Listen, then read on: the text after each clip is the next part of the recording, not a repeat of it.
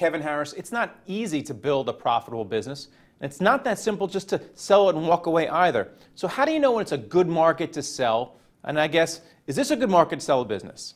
Yeah, I think the economy seems to be doing well, and there's a capital out in the marketplace for investing in small to mid-sized businesses. I think there's a number of factors, though, that come into play in thinking about when's it the right time to sell.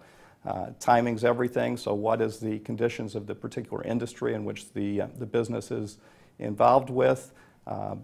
Is there an ability to work on fine-tuning the company, making improvements, and really preparing the company for sale? And those things are items that the owner really needs to think about.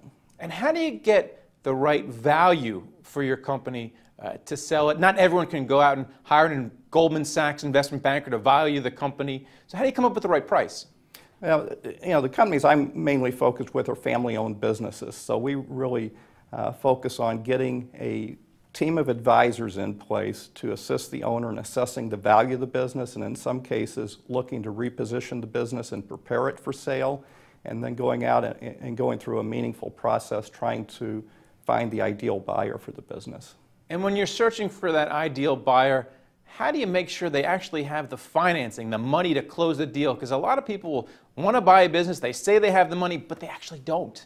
Well, they don't, and ideally if you go through the thoughtful process of marketing the business, hopefully at the end of the day you're going to have more than one buyer, so you're able to sit back and assess the prospective buyers, and that's one of the things you're looking at, doing due diligence on the buyer. Do they have the ability to close the transaction? And in many cases, it's not necessarily selling the company for the absolute top dollar, but picking the transaction that ultimately is going to close and you're going to be able to get cash from the prospective buyer. And I know you work a lot with family businesses at Northern Trust, and these come with special considerations, these type of sales, because the father may want to sell a business, but the son might want to stay on. So talk about some of those special considerations.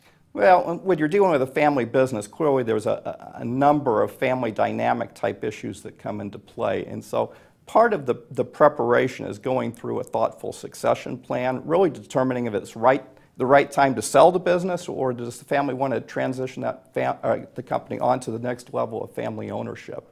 But then working through, in a concerted fashion, dealing with some of those issues. If you've got individuals working in the business and other family members not, looking at some of those dynamics. What have you found to be some of the thorniest issues when it comes to a family selling a business? Because it can really test the bonds of a family.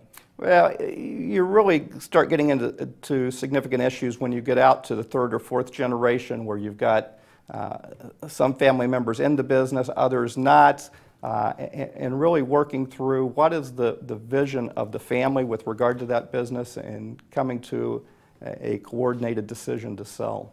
And when the sale is finally completed, there's a whole lot of money there. So, and it may never be made again, that pile of money. Right. So how do you counsel the seller of a business to make sure that they hold on to that business? Because they don't want to blow it. Well, ideally you want to get a group of advisors in place well in advance of the sale of the business, so you can start focusing in on things such as income taxes and transfer taxes, hoping to minimize those and in essence maximize cash out to the owners, but then working with the family to put together a plan for reinvesting the proceeds in a thoughtful fashion, and that needs to be integrated with the financial plans for each of the selling shareholders. All right, well, thanks a lot for talking about it, Kevin. My pleasure. And thank you for watching The Street.